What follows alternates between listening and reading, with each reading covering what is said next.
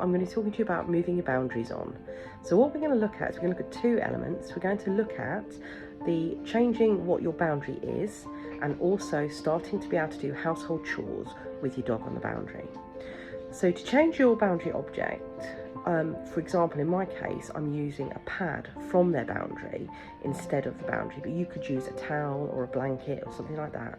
What I want you to do is go back to the basics of a boundary, but this will be really quick because you've already done your basic boundaries. To get a new boundary in its place is much, much quicker. So as I'm doing in this clip, I want you to start by putting them on the boundary, rewarding and releasing. Do that 3 or 4 times. Once your dog is popping themselves back on the boundary, like Lily does in this clip, you're then ready to move it on. Now, to start actually doing household chores with your dog whilst they're on a boundary, there are a few key things you need to remember. Only do very small amounts of the task. So for example, in this clip, I am unloading a dishwasher. So what I do is I take out one item and then I reward the boundary. That's really important. Don't do too much. Don't run before you can walk.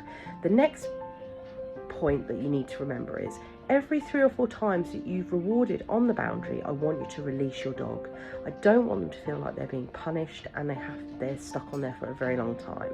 And then all you do is you then start building up the duration and how long you can actually leave the dog on the boundary between feeding and rewarding.